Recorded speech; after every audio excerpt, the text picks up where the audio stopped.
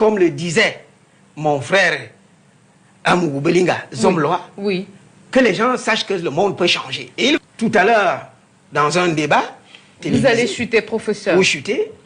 Et là, je vais donner des arguments aux collègues qui n'ont pas pu contrer un autre collègue qui n'est pas juriste, mais qui s'improvise juriste parce qu'il sait tout. Vous parlez de qui? Il a lu l'article 2, alinéa 2 de la Constitution, en disant que les autorités chargées de diriger l'État sont élues au suffrage universel, sauf disposition contraire de la Constitution. Et a dit que, in fine, cette notion de sauf disposition antérieure de la Constitution suffisait à valider. Je dis non, mais laissez le droit aux juristes.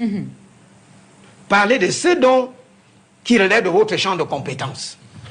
La politique ne devrait pas vous amener à perdre votre âme. Dans la Constitution, il y a un distinguo. Oui. Les autorités qui bénéficient de la légitimité démocratique et celles qui bénéficient de la légitimité légale rationnelle. L'article 8, alinéa 10 de la Constitution, dispose clairement que le président de la République peut nommer aux emplois civils et militaires. Oui. Et à l'article 10, il est clairement dit que le président de la République nomme le Premier ministre et les ministres.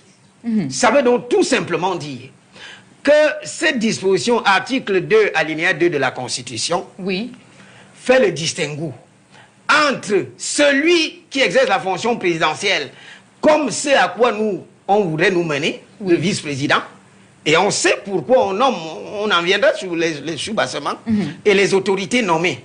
Il faut donc faire très attention. Nous, les universitaires, nous avons, et j'ai d'ailleurs commis une tribune là-dessus. Nous, les universitaires, à soi là, nous avons une énorme responsabilité historique. Il faut savoir dire la vérité.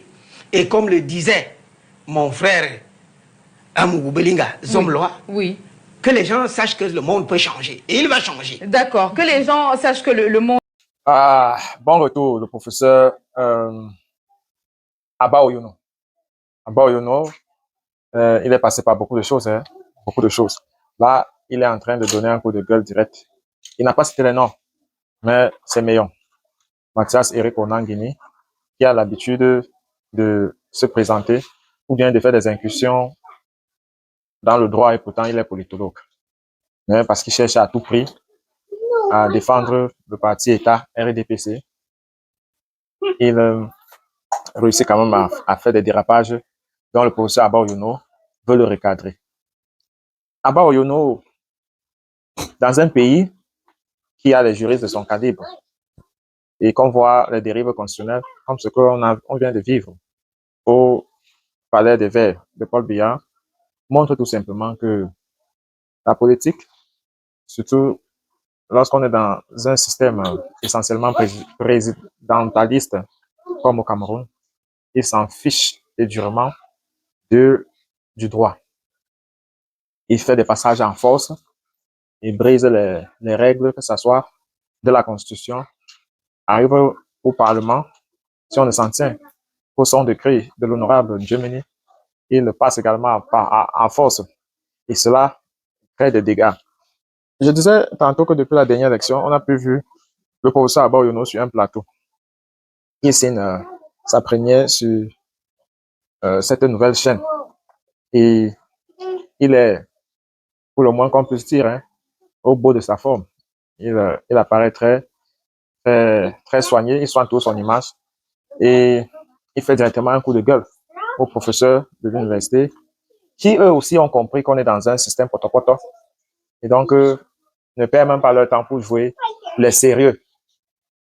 Carrément, quand il faut s'engueuler, comme le dernier débat qu'on a eu entre Opunvondo et Mathias Eric Onangini, qui voilà deux acteurs qui comprennent le système. Parce que davantage, il faudrait qu'on comprenne le système et on s'adapte à comment jongler avec ce système pour sensibiliser les Camerounais. Parce que c'est de ça qu'il est question. Il n'est pas question de se tenir à distance et pointer du doigt en attendant que les choses changent. Non. Tant que beaucoup d'autres Camerounais seront portés à faire autre chose, il faudrait qu'on trouve les petites astuces pour les intéresser. Et parce que une population qui est consciente ne saurait ignorer ses prérogatives. Si on rend la chose politique toujours sérieuse et qu'une fois dans les votes, on ne voit pas où ça nous amène. Mais la jeunesse qui veut s'amuser, qui cherche le buzz, va toujours fuir la politique en disant qu'on connaît déjà la finition. Mais si de temps à autre, on fait des sorties, des dérapages, hmm, ils vont venir là en cherchant à savoir ce qui se passe. On leur passe une ou deux messages. Voilà par exemple, cette loi de modification de la Constitution qui vient de se passer.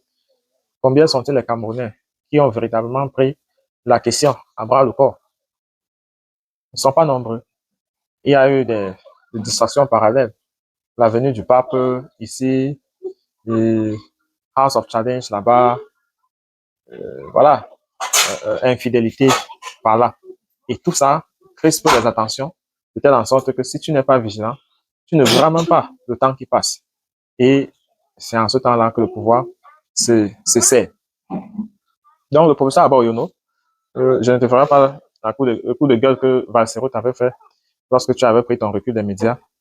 Mais chaque fois qu'on te voit, on ne peut ne pas se demander la question, qu'est-ce que John Kamchameni fait encore en prison? Ça peut être pris 3 mois pour qu'on puisse voir le corps d'Anissa Ekane. Mais la question, qu'est-ce que John Kamchameni fait donc en prison?